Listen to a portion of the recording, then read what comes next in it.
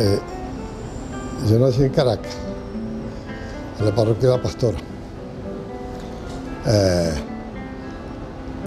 Y los familiares indudablemente que tuvieron más influencia fueron mi madre, mi padre y una tía, que indudablemente se ocupaban mucho de mí, mucho. Era un tipo de padre y madre extremadamente dedicado al hogar, sin otras dedicaciones. Entonces, indudablemente que crecimos en un ambiente muy familiar, decididamente muy familiar. Yo no puedo decir que la vida en Caracas, porque nosotros teníamos una vida limitada, un área, que era La Pastora. No era fácil, pues, seguir para diferentes sitios de Caracas. Pero en La Pastora había una serie de aspectos de interés. El ambiente era un ambiente no muy populoso. Niños de la edad eran no tan frecuentes. Sí jugábamos trompo con todo lo relacionado, trompo de madera, de guaral, con la perinola. Hay una iglesia bella, que es la iglesia de La Pastora, donde nos reuníamos periódicamente con grupos de niños a jugar, a asistir pues a las misas y a las comuniones y a las cosas. En 1932. En esa oportunidad el rector era Rodríguez Rivero. Rodríguez Rivero era nombrado por Juan Vicente Gómez, pero era un hombre que, si fue nombrado por un dictador, era un hombre sólido, fuerte, de carácter, muy educado, pero nada de injusticias y cosas de las dictaduras. Bueno, cuando íbamos subiendo por la escalera para ir al piso segundo y inscribirnos, entonces lo primero que nos dijo es, esto es una casa de estudios y de respeto. Entonces la cosa como que era importante para aquella época. Y bueno, un poquito preocupado.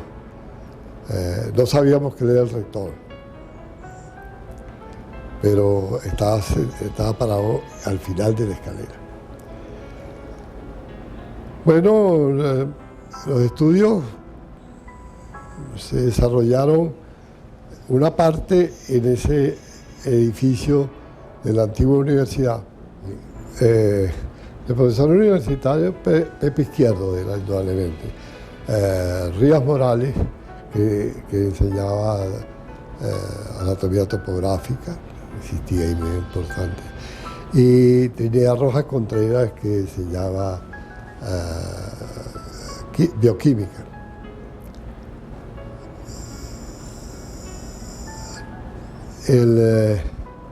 Indudablemente que un grupo de profesores extraordinariamente competentes. Salimos de la universidad, antigua universidad, y nos trasladamos al Hospital Vargas.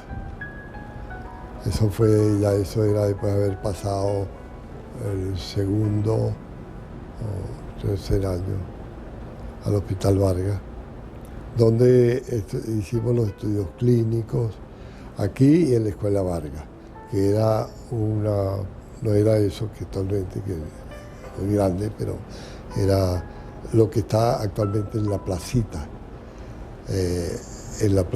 del Vargas, que era un sitio donde hacíamos anatomía topográfica, autopsias, etc. Después del cuarto año entramos en un área importante que era la medicina interna, y con profesores importantes. y teniendo cuidado de los enfermos de las salas del Hospital Vargas. Y en el 38 que me gradué, yo me gradué doctor en ciencias médicas. Yo me gradué médico cirujano. Entonces, por eso me gradué en octubre, porque los exámenes para doctor en ciencias médicas eran posteriores a los exámenes generales, que era en julio. Entonces, yo creo que del grupo nuestro, que éramos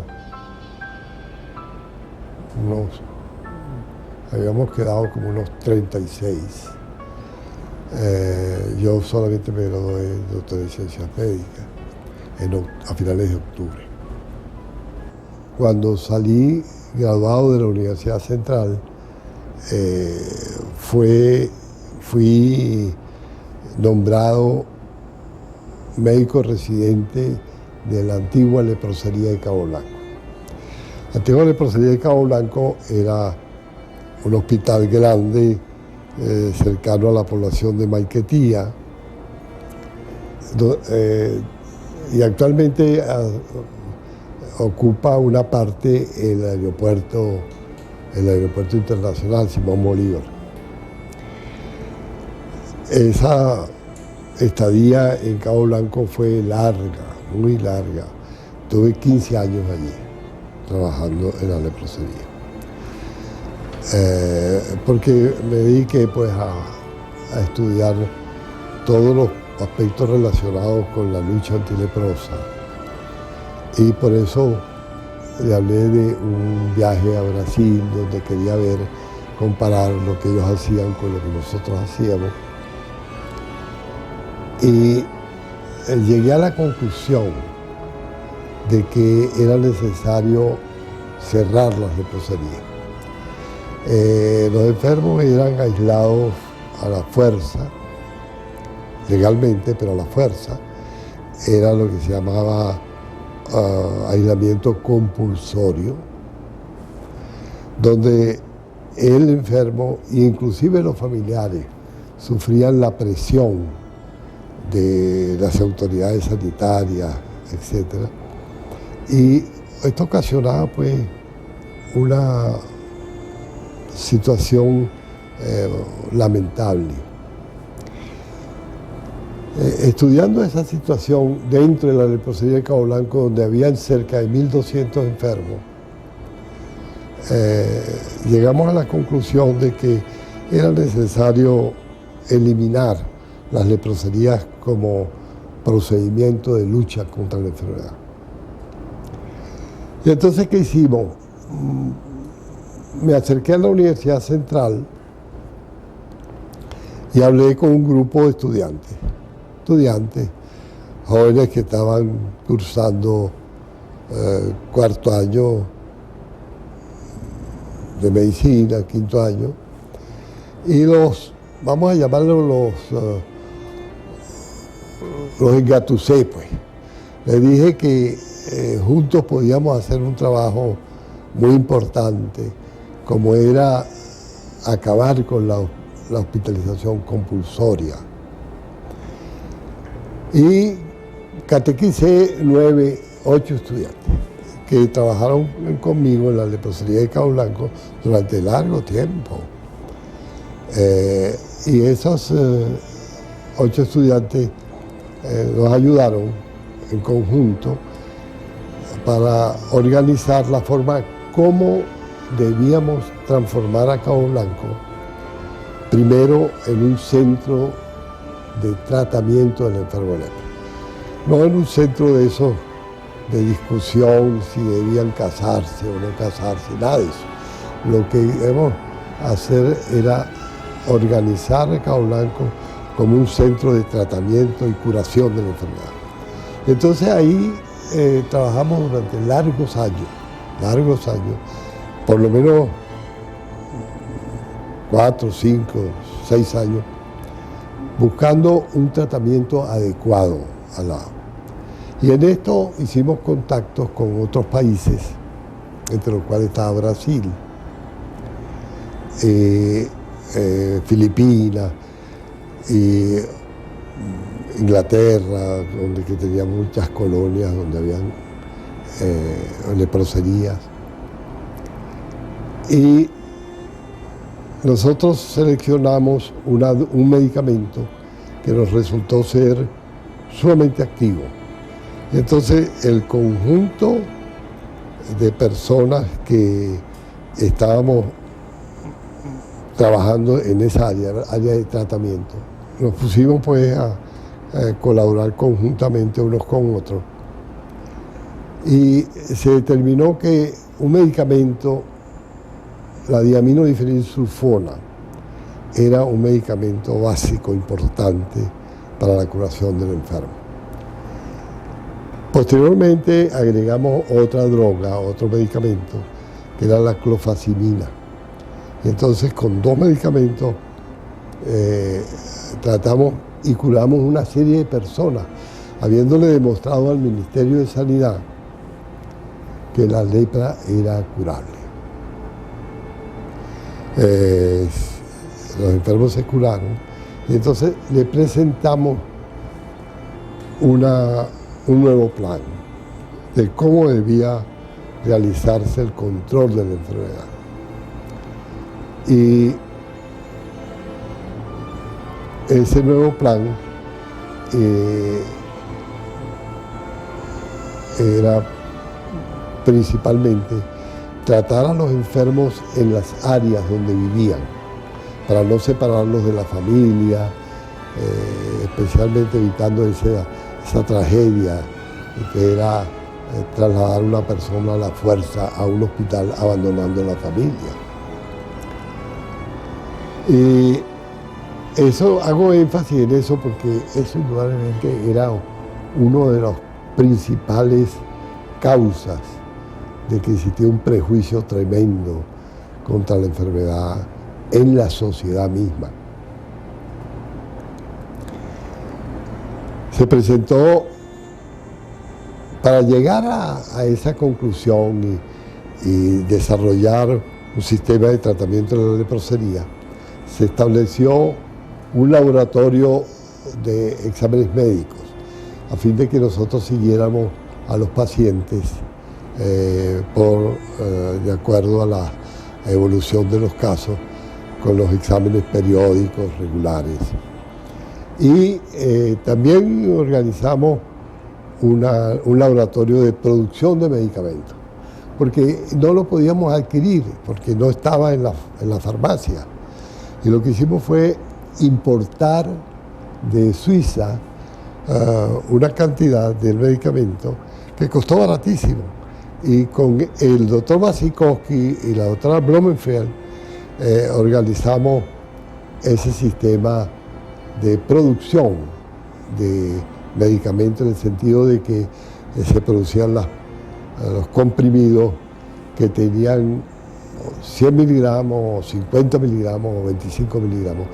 Y ese era el sistema que utilizamos para tratar a todos los pacientes. Era una labor no fácil.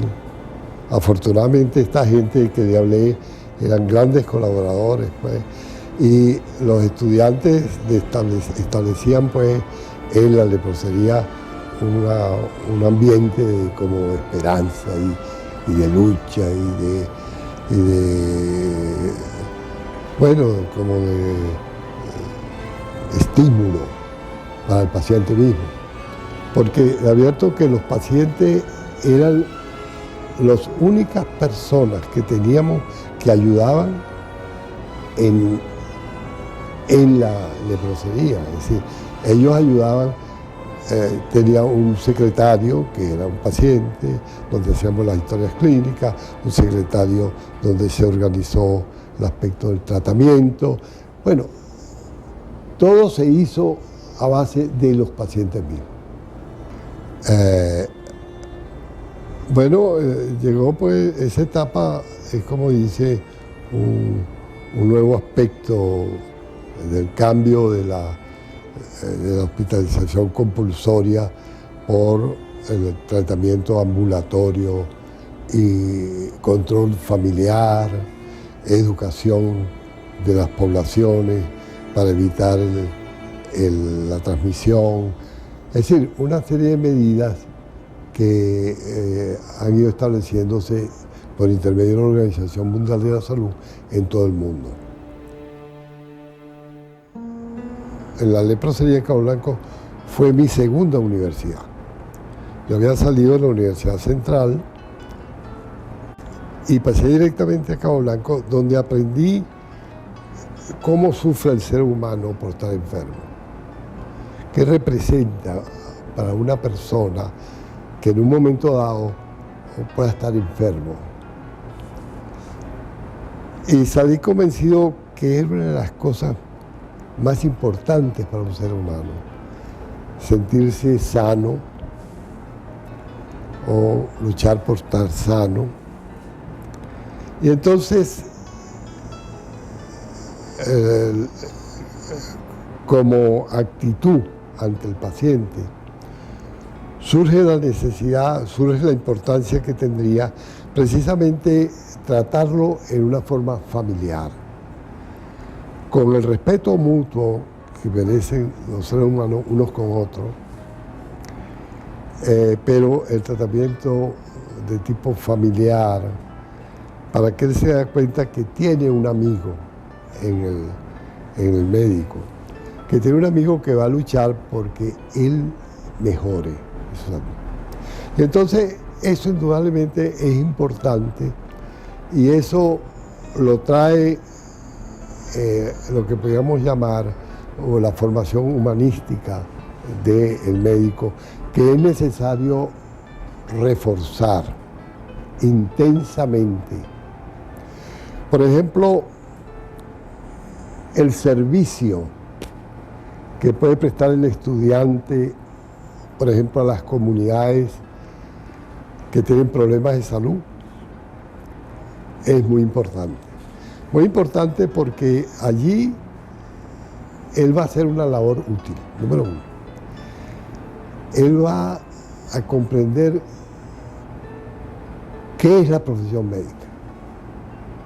La profesión médica no es una profesión para dedicarse única y exclusivamente a producir dinero, a tener alegrías en la vida. No. La profesión médica, el que la abraza, tiene que tener el convencimiento de que él es un servidor público. Y un servidor público en uno de los aspectos más importantes de la sociedad, que es la salud. Y uno de los más importantes esfuerzos que un país puede hacer, que un gobierno puede hacer por su país, gobierno que descuida la salud, es un gobierno que no está cumpliendo su deber, para el cual fue destinado. Entonces, pero es necesario que el médico responda a esa importancia y entonces tiene que ser educado en esa forma. Pero no es una educación, él tiene que tener un convencimiento profundo de que eso es así. Entonces, eso es lo que a mí me parece importante y se lo digo como una contribución, no una contribución, una idea que está allí, que es importante para el ser humano y que yo le aconsejo a todos los estudiantes que la abracen con pasión.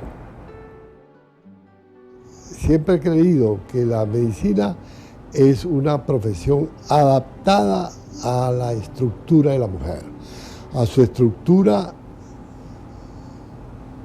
humana, a su vocación de servicio, a sus sentimientos, porque en la mujer puede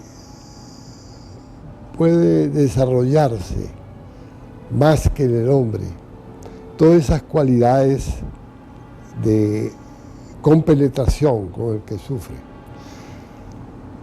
Esos son atributos fundamentales de la mujer que no hay que perderlos. La mujer salió a trabajar en el campo laboral, pero que debe recordar que su formación es diferente a la del hombre, desde el punto de vista de sentimientos, su estructura es diferente, no en balde es madre. Entonces, esto lo tiene que recordar la mujer y no perder nunca esa extraordinaria formación que la naturaleza le ha dado. Que las mujeres llegaron a ser, entre los estudiantes, un número casi igual al de los varones. Entonces, yo pensé, se salvó la medicina en ese momento, en que las mujeres eran tan numerosas como los varones, como los hombres. Entonces, eso para mí fue una extraordinaria oportunidad para la profesión médica. Recuerdo al día Inver de Coronil, nosotros estamos empezando medicina y ellos estaban terminando medicina, y la capacidad, los sentimientos, era indudablemente, además de una médica, una extraordinaria dama. Algo que me interesa mucho, pues, y que indudablemente me ha ocupado intensamente, es en este Instituto de Biomedicina, que trabajé desde el comienzo, que se inauguró en 1971 hasta el presente, con una trayectoria larga de dirección que quisiera ir abandonando progresivamente para evitar que personas que esperan puedan entrar en la palestra. De todas maneras, lo que hago actualmente es trabajar intensamente en lo que se pueda mejorar de esta organización, y especialmente en unos proyectos de investigación científica donde trabajo con un grupo, en un equipo donde armónicamente realizamos la labor.